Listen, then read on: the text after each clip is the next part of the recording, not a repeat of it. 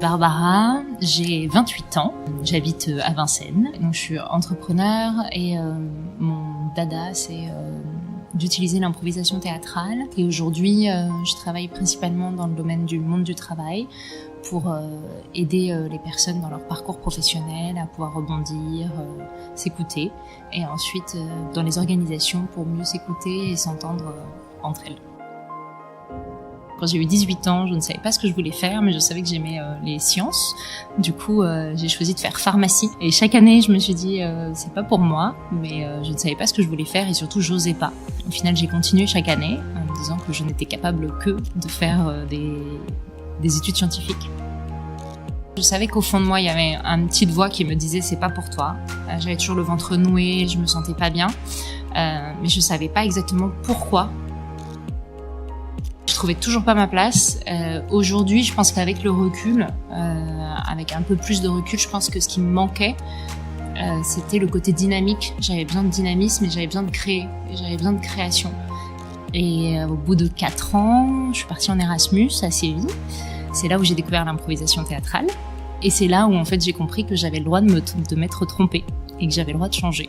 Et ça m'a permis de m'ouvrir les yeux et me dire, en fait, essaye des choses et teste des choses. Et petit à petit, j'ai fait ensuite le parcours Ticket for Change, qui est un parcours pour entrepreneurs qui veulent travailler dans le domaine social et solidaire. Et du coup, je me suis dit, allez, je me teste, et j'ai commencé à cofonder Wave Me Up avec Guillaume Carpentier. J'ai commencé à créer des premiers ateliers autour du bien-être et de l'impro. Au fur et à mesure, j'ai créé des ateliers sur le lâcher prise, l'écoute de soi, le collectif, la cohésion. Ça a commencé à grandir. J'ai rencontré ensuite Elsa il y a 2 ans et demi. On a cofondé Mon Impro du Dimanche. On est en train de mettre tout ce qu'on a vécu là pendant 2 ans, 2 ans et demi, 3 ans, dans le cap de la sphère professionnelle principalement. Et donc on souhaite créer un parcours à destination de ceux qui se sentent un peu isolés dans leur questionnement pro et qui sont un peu perdus et qui savent pas où ils en sont. Et de pouvoir les aider grâce à l'outil de l'impro théâtrale et aussi grâce à l'intelligence collective évidemment et d'autres outils. Donc ça c'est le premier gros projet à destination plus de particuliers, même si on aimerait bien que ce soit pour des écoles aussi. Et ensuite à destination plus entreprise, c'est continuer notre côté tout ce qui concerne la cohésion d'équipe et comment communiquer de manière plus bienveillante et sereine ensemble et se comprendre aussi et pouvoir se comprendre. Des phrases ou des déclics qui m'ont permis de me dire la pharmacie c'est pas pour moi. Je pense que vraiment, et c'est ce que je partageais juste avant, le fait qu'on m'ait dit tu as le droit de t'être trompé et tu as le droit de changer. Je pense que jusque là je me l'autorisais pas vraiment. Les autres déclics, c'est le fait que tu sais quand tu te sens à ta place en fait. En fait, tu le sens au fond de tes tripes. Quand j'ai commencé à animer mes premiers ateliers d'impro et de bien-être, je me sentais complètement à ma place, complètement alignée. Oui, j'ai eu peur de me lancer. J'ai eu peur de quitter pharmacie. Je l'ai quitté il y a pas si longtemps, il y a quelques mois là. Il y a 5 mois, même pas, 4 mois. J'ai eu peur et en même temps, je l'ai fait à un moment où je savais que c'était le bon moment. J'arrivais à un moment où j'étais frustrée de pas pouvoir aller plus loin. Ça faisait 3 ans que je faisais une double activité, un double métier. Et je sentais que j'étais carrément plus appelée par mon autre métier qui n'était pas celui de pharmacien.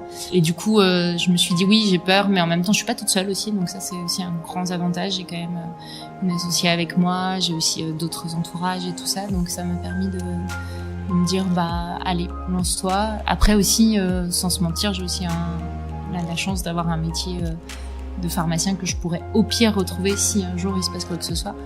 Donc ça aide. Je pense que chacun sait au fond de lui ce qui est bon pour lui. J'en suis intimement persuadée. La seule chose que je pourrais dire, c'est continuer à écouter cette petite voix et se dire que ces moments de questionnement, c'est des moments en fait, c'est des très bons moments en fait. Forcément, c'est des moments difficiles, les moments où on se pose des questions, on se sent pas à sa place. Mais c'est aussi des moments où en fait, c'est l'opportunité de pouvoir s'écouter et pouvoir comprendre. En fait, c'est un signal d'alarme qui nous dit, tiens, il y a quelque chose qui va pas et peut-être que je pourrais le creuser un peu plus. Ce qui peut faire un peu peur avant de se lancer, c'est de dire, ah là là, c'est pas exactement, est-ce que c'est ça comme métier que je veux? Est-ce que c'est exactement la bonne voie? En fait, il n'y a pas vraiment de bonne voie. Il y a des chemins qu'on prend, et puis parfois on est sur le bon alignement, et parfois pas. Accepter que c'est une quête, en fait. Il n'y a pas de résultat à la fin. C'est plus le chemin que tu parcours qui est intéressant. C'est marrant. Au fond de moi, je me dis, change rien. Fais-toi confiance et ça va bien se passer. Parce que je regrette pas du tout mes choix, en fait. Aujourd'hui, je les ai regrettés pendant très longtemps, le fait de faire des études que je voulais pas forcément faire. Mais en fait, avec le recul, je me dis que c'est pas là complètement par hasard, en fait. Pourquoi est-ce qu'on travaille? Parce que je pense qu'on a besoin de se sentir utile.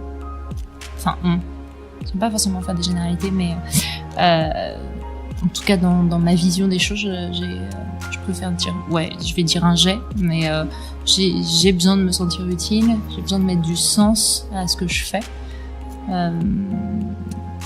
parce que je me dis qu'on n'a qu'une vie et que c'est un moyen d'épanouissement et que j'ai la chance de pouvoir me le permettre aussi. Le premier sens à mon travail actuel, c'est le fait, j'ai souvent une image pour ça. J'ai l'impression d'avoir des petits oiseaux, des petits oisillons qui ensuite déploient leurs propres ailes et se sentent enfin libérés, se sentent beaucoup mieux. Et je pense que pour moi, le premier sens, c'est d'accompagner les personnes à aller là où elles ont envie d'aller et là où ça leur tient à cœur.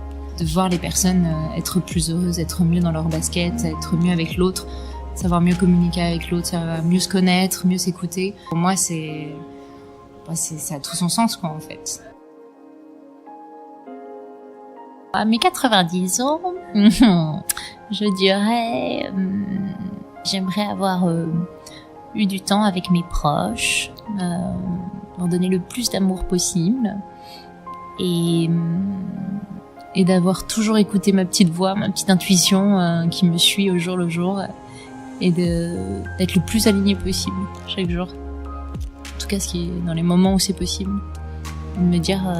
je suis fière de toi, t'as fait ce que t'aimais, t'as eu des obstacles, mais au final, t'as quand même été dans ta voie et dans toutes les voies que t'avais envie de tester. Donc continue, c'est très bien ce que t'as fait, bravo.